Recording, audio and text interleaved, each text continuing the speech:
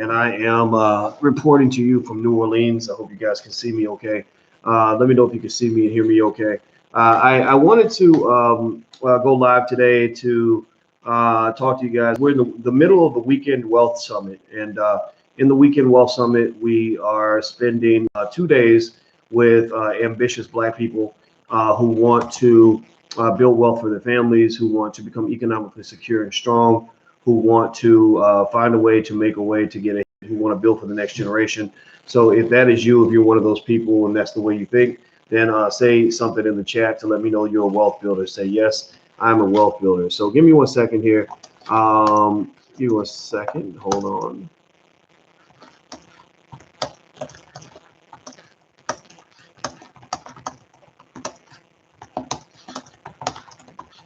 Okay. All right. So here's what I wanted to talk about. I was thinking today I was talking to the people here at the Weekend Wealth Summit, and we were talking about, where wealth comes from, where money comes from, why there are some people, in our community who don't understand the nature of money and the nature of economic opportunity. There are a lot of people who I think are misled by, what wealth looks like, how to get it, how to obtain it, what it means to be a wealth builder, things like that. And we started talking about some of what we see in terms of media and media images and what we see as children. Wealth and culture are very, very deeply connected. If you don't understand culture and how culture affects choices, then you'll never understand wealth. Wealth is all about culture. Wealth is all about family. Wealth is all about relationships. That's why with Boyce Watkins films, we make films that some people don't understand. We make films like The Black Love Blueprint, because one thing we figured out is that, if you do not have the ability to, if you do not have the ability to form healthy relationships, then you will never have the ability to build wealth. You'll never have the ability to build wealth. Now, here's the thing about wealth. One of the things that I can tell you is that I study a lot of different communities. I study what Jewish communities do, what Nigerians do. I study what white folks do. I study what Asians do. And one of the things that I have found is that there are lots of principles that occur within family that a lot of you may or may not be aware of, that have a great impact on your ability to build wealth. A lot of us want to believe that Black wealth is affected only by racism, and that racism is the #1 reason why we don't have a lot of wealth. Well, one thing I can just tell you, and you probably heard this, and I'm just going to confirm this for you. If they wrote you a big reparations check tomorrow, if they wrote, out a check for, I don't know, $500 billion in reparations, a lot of that money would disappear very quickly because you have bad economic habits in which unfortunately, you have a lot of folks that are going to give that money away very, very fast. Now, where does that come from? Well, some of that comes from not just the culture that you're raised in and the culture that you get in terms of media and in the educational system, but also culture that you might get from your music. And this leads me to want to talk about rappers a little bit. Not that rappers are bad people. This is not blaming the rappers. This is not anti-hip hop at all. This is very much pro-hip hop, in the sense that I think that if you are pro-hip hop, and then you know the power of hip hop, you know the power of understanding how music can shape minds, how music shapes how people think, what they do with their lives, the choices that they make.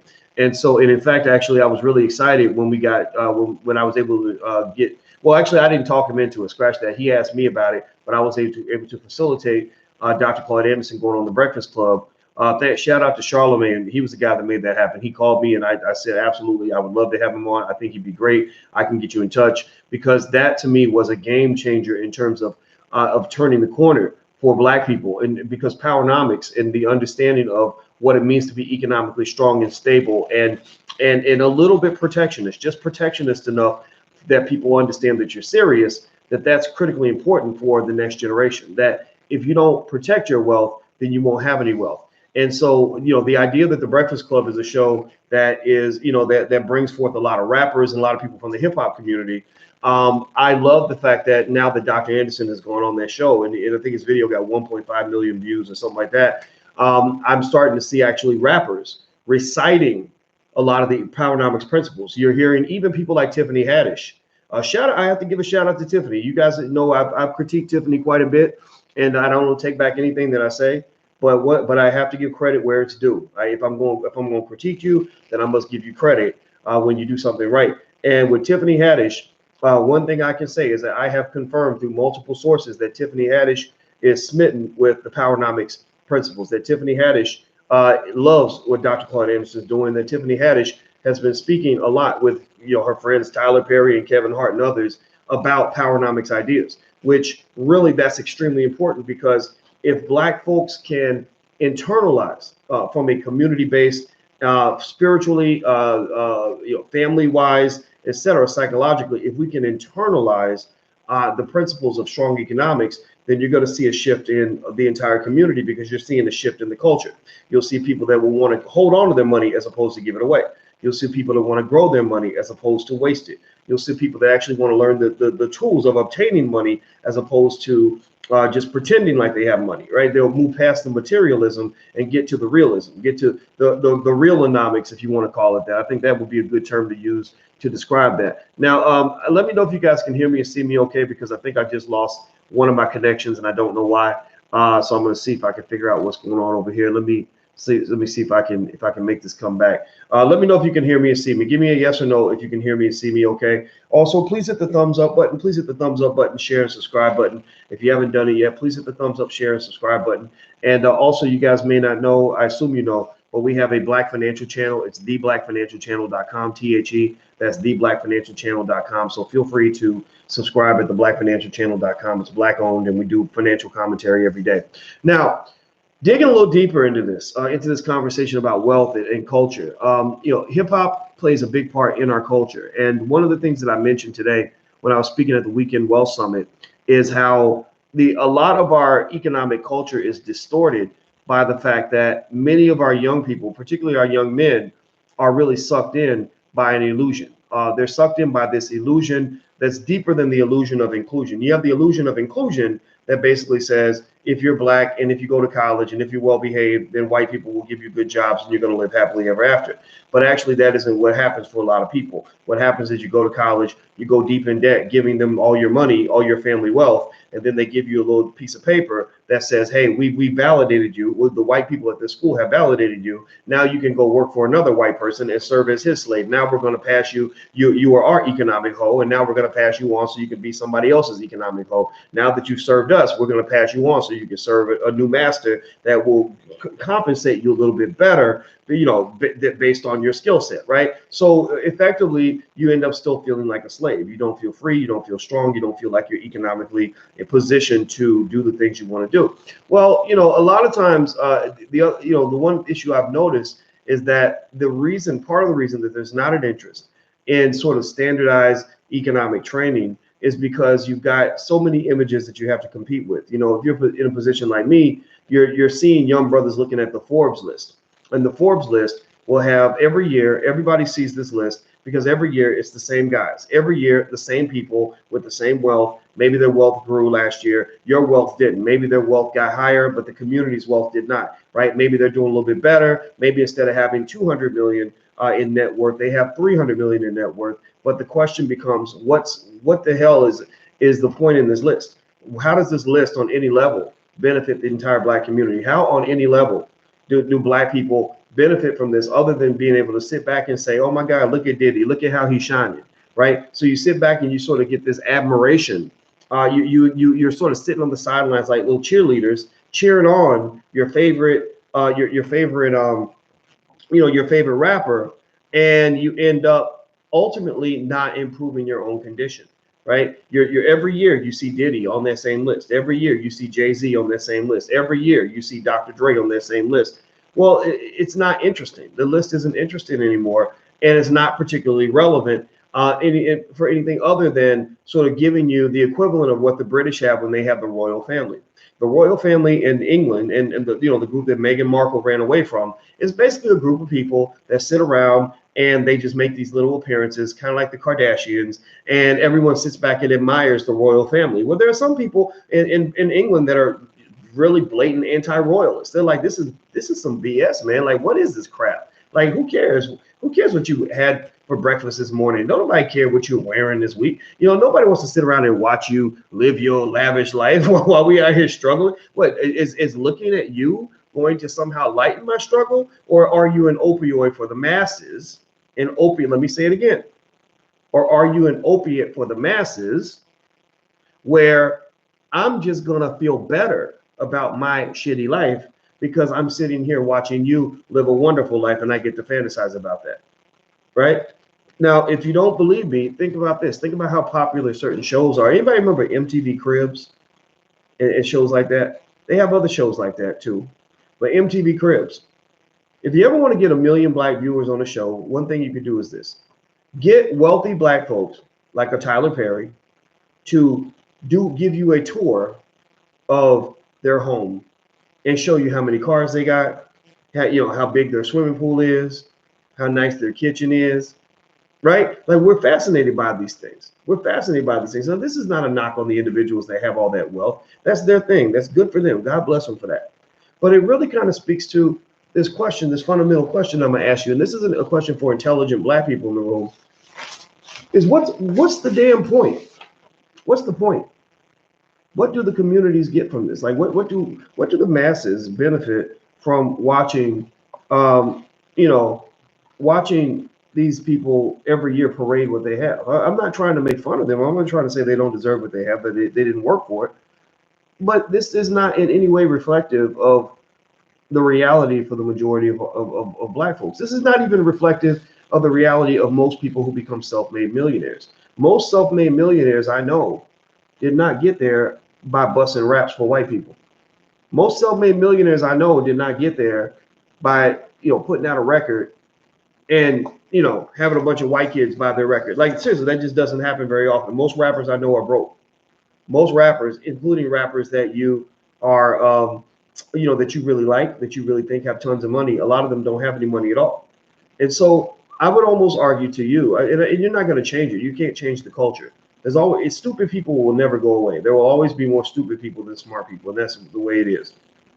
But one thing I would tell you is that if you're not a person that's asleep, if your goal is to be awake, first of all, you're going to be in the minority. You're going to end up annoying people. I annoy everyone because I'll be sitting there looking at something. Everybody will get excited. I'll be like, actually, what's really going on is this, this, and this. And it's not fun. I learned how to shut that down because when I do, like, I end up hurting people's feelings. So I just quietly sit back and pretend like I'm asleep too, but really I'm like this. I got one eye open.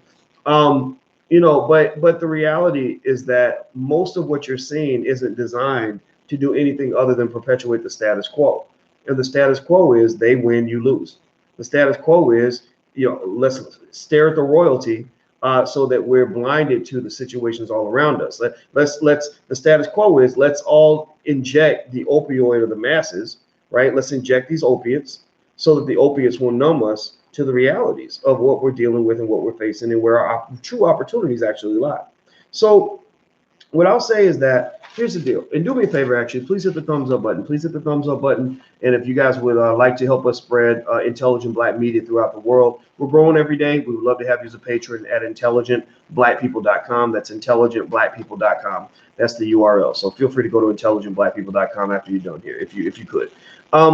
What this is that list of rappers on that Forbes list. It's a lot like the Hunger Games. The Hunger Games was basically a situation where their goal was to control the masses, right? And the way they controlled the masses was they would take a small percentage of people from the masses, 1 or 2 people out of thousands, and they would elevate these people to a higher status and treat them better than everybody else. They would treat them like royalty. They would put them in the fanciest clothes, and they would be paraded around to the different sectors of poor people as inspiration, like the Obamas, right? As inspiration to get the masses to basically just sort of commit to the system, right? They would be cheering for the people who look just like them, who are in an elevated status, and they would say, my God, if I work hard enough, one day that can be me too, right? So effectively what's happened is your athletes have been put in that position of the Hunger Games, paraded to you as inspiration that if you behave, if you commit to the system, then one day this could be you. The rappers are paraded to you on a regular basis on the covers of magazines, basically saying if you commit to the system and if you follow along and do what you're supposed to do, this could be you too. The Obamas are paraded to the masses, like the Hunger Games, where basically you say, if I keep supporting the Democrats, then I get to watch them win. And I really want to just keep doing what I'm supposed to do, because one day I can be a Michelle Obama, I can be a Barack, or maybe I can never be a Barack and Michelle, but I'm cheering for them. I want to see them win, because when they win, I'm winning, right? Now, I'm not trying to say that you shouldn't cheer for them. I'm not trying to say you can't love them, but I'm trying to say that you have to always remember that their life is different from your life. And also, when you talk about these rappers, what's being given to you and given to our youth, which is really what's most dangerous, is they're being presented with false probabilities. False probabilities. False probabilities are like this. When I see a rapper, when I see Dr. Dre or LeBron James on TV, what makes me, if I'm 8 years old and I don't really know how the world works, a child is born with no state of mind, blind to the ways of mankind, right? So I'm a child. I'm looking at LeBron. I'm looking at Dr. Dre.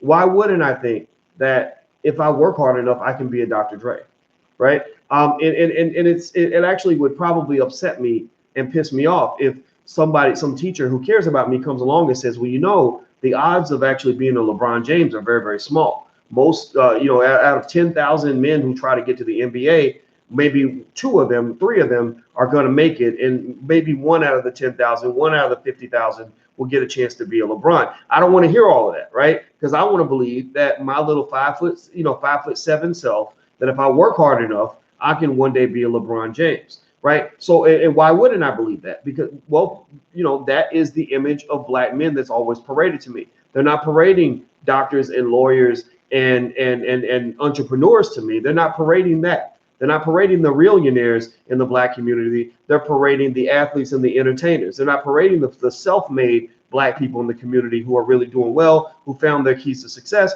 They're parading Dr. Dre, right? They're not parading the guy who started a plastics company and is now making, $10,000 a day. They're parading Drake, right? And I'm really, so you got thousands of your brilliant black boys and a lot of your girls as well who are going in a different path, who are sitting around. Maybe they're busting raps in the studio. They're sitting in their mama's basement making music till they're 40 years old, dedicating their entire life to this dream that one day they might win the great cosmic lottery ticket called black entertainment success. It is a lottery ticket. The only difference between becoming a Drake or a Dr. Dre and winning the lottery is that it's probably easier to win the Powerball than it is to become a Dr. Dre, right? So effectively what happens is you end up making bad investments because you've been given false probabilities. You've been led to believe that your chances of success are maybe 10%, maybe 20%, maybe even 5%. If that might be a stretch, but even 5% is a huge overestimate when really your chances of success are 1/20th of 1% of 1%, right? Your chances of success might be 1 in 50,000. You think that they're 1 in 5. They're 1 in 50,000. So effectively, you have no chance to succeed at all. You have about as much of an opportunity to become a Jay-Z as you have of walking outside and getting struck by lightning 2 times in your ass on your way to church, right? It's the reality. And the thing is that when I come in and I'm the son of a bitch who comes in and actually says this to you, when I'm the one who comes in and says, actually, you got to pick a dream that's actually going to make a little more sense. People, they call you a hater. They call you a dream killer. Well, why? Well, because you know how people get high. I ain't never really got into drugs and alcohol and all that, because I remember when Malcolm X used to warn black men. He said that the white man will sell you the liquor bottle and then lock you up for being drunk, right? So I don't get into getting high, but I imagine getting high is quite fun. And you ever see somebody that gets high and they smoking or they drinking or they taking some pills or whatever, and they don't really want you to blow their high. Like if you come in with some really depressing shit or something that makes them mad, you're kind of blowing their high. And they'll be like, man, you blew my high, right? Well, in a way, that's kind of what happens, right? When you come in with a dose of reality, when you come in with a kind of truth that people don't want to hear, you're blowing their high. Because I'm spending my time getting high, hitting the crack pipe of this fantasy, of me possibly being the next Dr. Dre. And I'm smoking that pipe in my 20s. I'm smoking it in my 30s. I'm smoking it in my 40s. I got a wife now. I got kids now. I got responsibilities now, but I can't meet those responsibilities because I'm sitting around smoking the crack pipe thinking I'm going to be a 45-year-old Dr. Dre. They're going to discover me at 50 years old. Samuel Jackson got discovered when he was 42. So I might have a chance too, right? And so effectively, you end up, unfortunately, if you're not careful, you can spend your life wasting your life waiting for a bus that ain't never gonna drive through your neighborhood. You know, seriously, Dr. Dre, God bless him, but he was a lucky motherfucker, straight up. Him and Snoop, all of those guys just happened to be at the epicenter of the creation of gangster rap, one of the most transformative art forms in the history of the world. If Dr. Dre had not been born in South Central, I bet you anything you would not know who he is. He would be Andre Wilson, the guy down the street who just fixed your damn car. That's where he would be. Or seriously, like that. Those guys hit the cosmic lottery, and you can't get in this mindset where when they parade the lottery winners, you really think that you might win the Powerball, and you should put your whole paycheck into buying Powerball tickets, because that's what you're doing when you dedicate your life to a dream that, unfortunately, for many black folks becomes an impossible dream. Doesn't mean you can't rap. Doesn't mean you can't play basketball. You can do all those things, but you got to also think about the things that are more reliable pathways to getting you what you want. Now, I want to say thank you. Please hit the thumbs up button real quick. Please hit the thumbs up button. Thank you, Margaret Hudson, for your donation. I appreciate you very much. Anybody who has a business, if you make a donation in the chat, do at least $10, and I'll give you free advertising. So how about this? We'll make a deal. You do at least $10 in the chat, put the name of your business. I'll cite the name of your business. So you won't get cheaper advertising. There's no other place you can advertise on a platform that has hundreds of thousands of people for $10. But we'll make that easy trade. I don't want to make it hard for you, but I'm not going to give you a bunch of stuff for free either, because y'all give money to white people. Y'all need to give money to black businesses too. All right. So Margaret Hudson says, "Hello, Dr. Watkins. I'm so glad you are hipping black folks to this real." The real ends, e.g. P.T. Barnum exploitation quotes, "There's a sucker born every day." That's true. That's true. And I'll say this, it doesn't mean you can't have dreams and fantasies and things that you're excited about, but it does mean that you have to kind of think about, where the opportunities really are and where they're not. Here's one advantage that black women have over black men. Let me tell you an advantage that the sisters have over the brothers. One advantage that the black females have over men, or they have actually two key advantages. One is that this is why I can do a whole video about this. The reason that you see the women doing better than the men in a lot of ways, there's reasons related to systematic racism and all that, but I'm gonna talk about a fundamental reason. Has anybody ever heard the saying that we raise our daughters and spoil our sons, or something like that? It's something like that. Right? Or we raise our daughters and love our sons, or something, right? Where does that come from? This idea that you are hard on the girls, but you're easy on the boys, right? Where does that come from? Well, that comes from the fact that if you look at 76% of all black households, in terms of who the children are seeing on a daily basis, they're usually seeing the mother more likely than the father. Doesn't mean fathers aren't involved. Doesn't mean fathers don't care. Black fathers, we know that there's a myth out there that we don't care about our kids. None of that's true. But we know how that works, right? So every day, and I watch this, I observe this when I see Alicia with her girls. With Alicia and the girls, they follow her around like a mother hen. Like they watch everything she does. She shows them how to wash the dishes. She shows them how to do their homework. She shows them how you're supposed to dress. She shows them how you're supposed to speak. She corrects them if she sees them doing something wrong. So they're getting this constant mentorship, where they're constantly being corrected, constantly being put on path, constantly being directed to what it means to be successful. So as a result, they have straight A's. They're right on point. The list goes on and on and on. But in a lot of households, the boys don't have that. The boys have their father. He's maybe a phone call away. Maybe he lives across the town. Maybe he sees him once every 2 weeks. But the boy's not getting that daily engagement with his mentor that is honestly necessary for success. So a lot of times that's why you'll see the girls go on and do great things, especially at an early age, and the boys will sometimes be all over the place.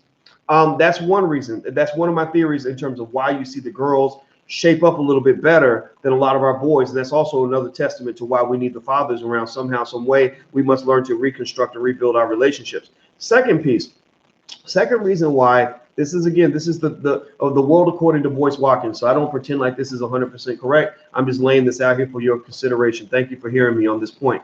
Another reason that the girls tend to do better than the boys, in my opinion, is that the girls don't have the curse of extreme athletic and entertainment opportunity that's constantly being marketed to them on a daily basis. Like the girls don't grow up seeing LeBron James and wanting to be LeBron James, right? The girls don't have that. The WNBA is out there, but they, that's not really that big. There aren't that many great big stars. That's not something that most girls are leaning toward, right? Usually girls are not tempted by this idea that says, well, I ain't got to do my homework because one day I'm gonna be in the NBA. How often do you hear a little girl, a 9-year-old girl, say, well, I ain't gonna do my homework because I'm gonna be in the NFL one day? That ain't gonna happen, right? You don't see that with little girls. So little girls don't have that temptation that drives them away from the core values that will make them successful. If a little girl was saying something that crazy, like think about this. You go in a little classroom with fourth graders and you ask the boys, how many of y'all going to be professional athletes? Like 80% of the boys will raise their hand, right? How many of y'all going to be football players, basketball players, or rappers? Like the whole damn class will raise their hand, right? You ask the girls that question, maybe you get like one girl, maybe like a little young MA type girl in the back or something. But for the most part, the girls aren't going to say yes to a question like that. So the girls are not seduced away from the real stuff in exchange for the fake stuff. The boys get seduced. The boys get sucked away from the imagery of Dr. Dre, the imagery of Diddy, the imagery of LeBron, the imagery of their favorite athlete or entertainer, right? And that makes them think, okay, this is my pathway. This is how I'm going to get big. This is how I'm going to get out of the hood. This is how I'm going to be shining one day. This is how I'm going to get money, right? And there ain't no money in none of that. Like, there's no money. Like 99% of all basketball players never make a penny playing basketball. 99% of all rappers never make a penny busting raps. And even if they make a little bit of money, the money doesn't last very long. Most rappers, a large percentage of rappers are broke, even when they appear to be famous. So black boys are being sucked into this black hole of false opportunity that ends up destroying them, and it takes away their ability to focus on anything else, or their desire. How about this? Their desire to focus on anything else. That is what you call opportunity cost. Opportunity cost says, if I spend my time going down that road, I can't spend no time going down this road. If I spend my time on picking up this particular skill, I don't get to spend any time working on that skill. How can I work on two skills at the same time? If I choose to be a baseball player, that cuts into the time I can spend becoming a football player, right? So or if I go and date that woman, then it's hard for me to go and also have a full-fledged relationship with that woman, right? So basically, a lot of your sons get sucked away into this fantasy land, and they're sucking on a crack pipe of false opportunity and false hope that's causing them to eat away at these hoop dreams. You saw the movie Hoop Dreams, that end up, unfortunately, undermining their ability to become adequate husbands and fathers down the road.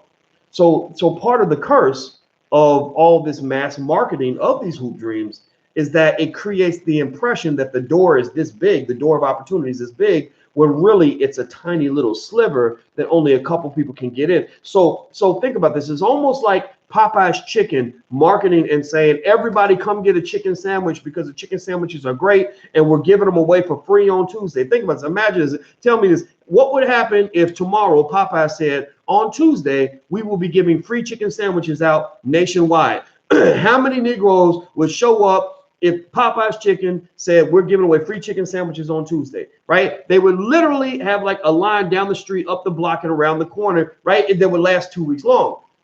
But imagine if they made that promotion, made that promise that we're going to give away free chicken sandwiches, and then you get to the store and they're like, oh no, we were only going to give away five sandwiches per location, right? Restaurants do this actually. A lot of companies do this. It might be called a bait and switch, but these sorts of promotions happen all the time.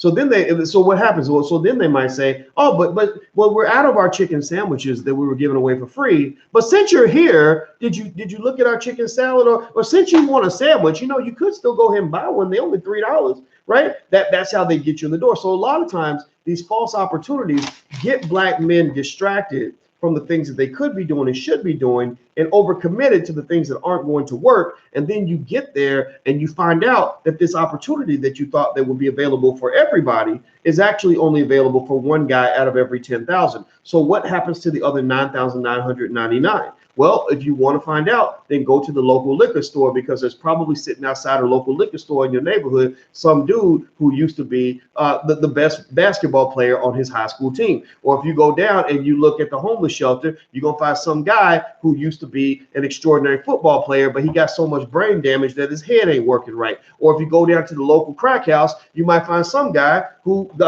because of the brain damage, he started using the drugs in order to make it to ease the pain. And now he's been hooked on drugs, hooked on dope for the last 20 or 30 years. These men could have been somebody's father. They could have been somebody's husband. They could have been a leader in the community, but they didn't spend time developing those skills because they spent time investing in the false illusion, the false promise, the false hope, sucking on the crack pipe of false probability, right? So ultimately, what's the solution? It's multifaceted. I'm not going to go into that too much because I've already taken a lot of your time, but I will say at the end of the day, you need to at least begin. The first step towards solving the problem is to see what's around you and see what's happening, what's going on, how's the system working. And a lot of what you're seeing, like, so you talk about these rappers on the Forbes list.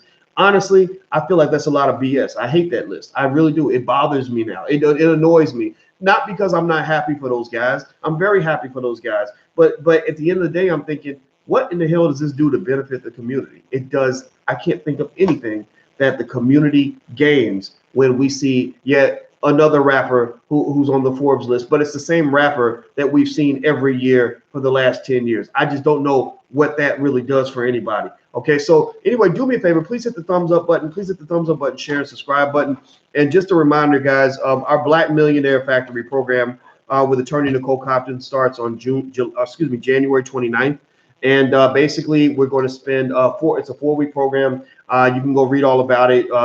Attorney Nicole Compton is a lawyer, so she can break down all the steps on getting your business started, getting your business to the next level, but also all the legal issues that you might run into with your business. And then I'll be there as well, providing my expertise. And also there's a lot of free curriculum and things like that, about $1,000 worth of free stuff that you get. So if you're interested in joining us for that program, you can go to, somebody please type this in. It's theblackmillionairefactory.com. That's theblackmillionairefactory.com. So let me say thank you to those of you who made donations. Thank you, Kay Deasy.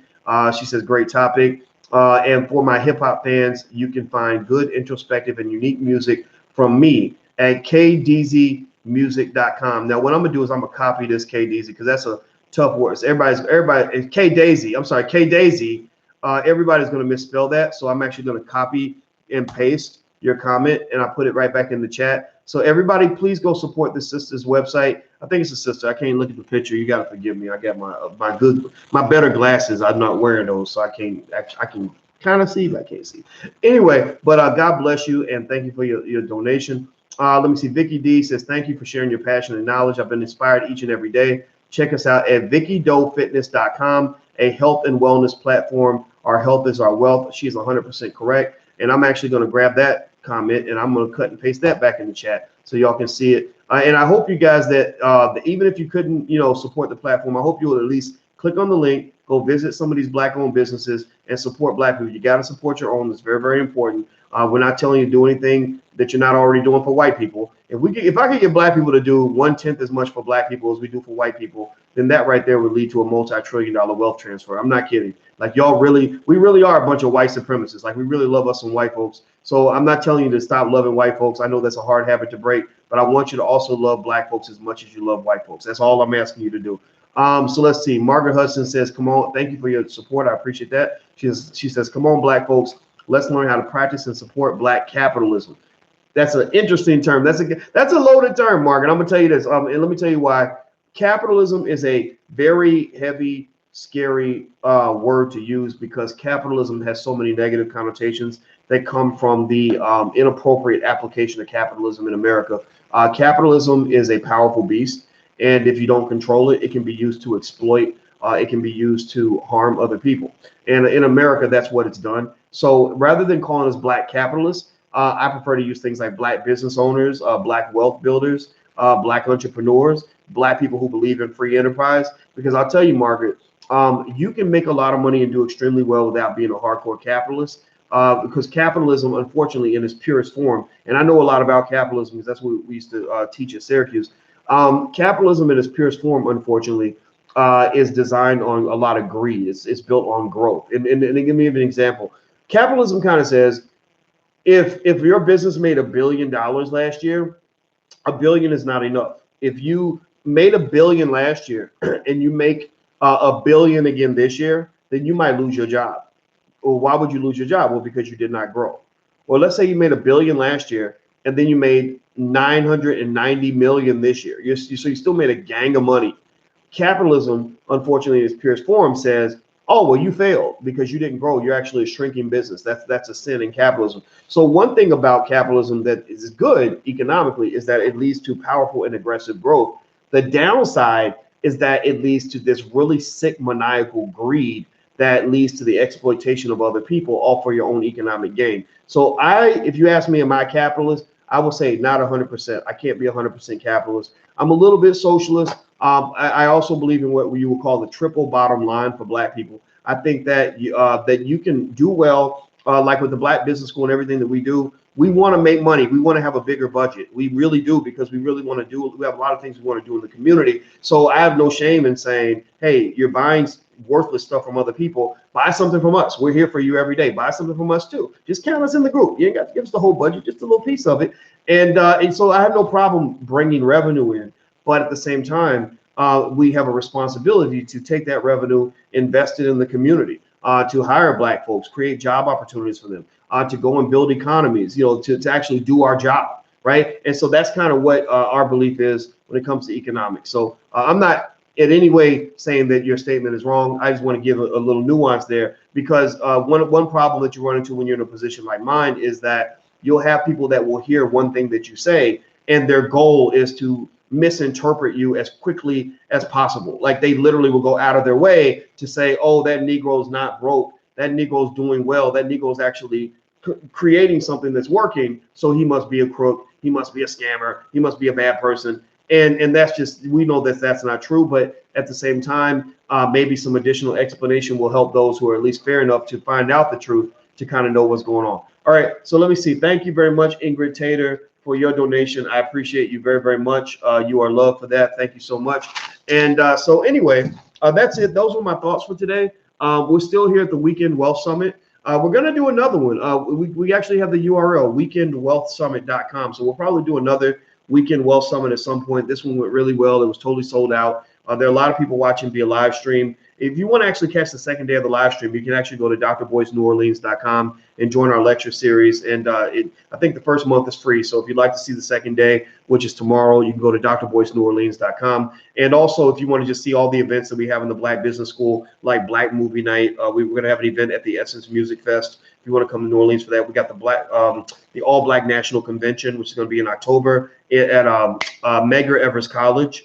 That's the place that it looks like we're gonna host it this year. And we got a few other things. So feel free to go to drboyceseminars.com if you want to follow some of the seminars we have. We have some digital stuff. We also have some physical stuff. So it's a lot of opportunities for you to kind of hang out and do stuff and get involved and stuff like that and be connected. All right, guys. So have a good day. Hit the thumbs up button. Please hit the subscribe, share button, and all that good stuff as well, the notification button. And it was a really fun conversation. So I love you, and I will see you soon. Take care. Bye-bye. Peace.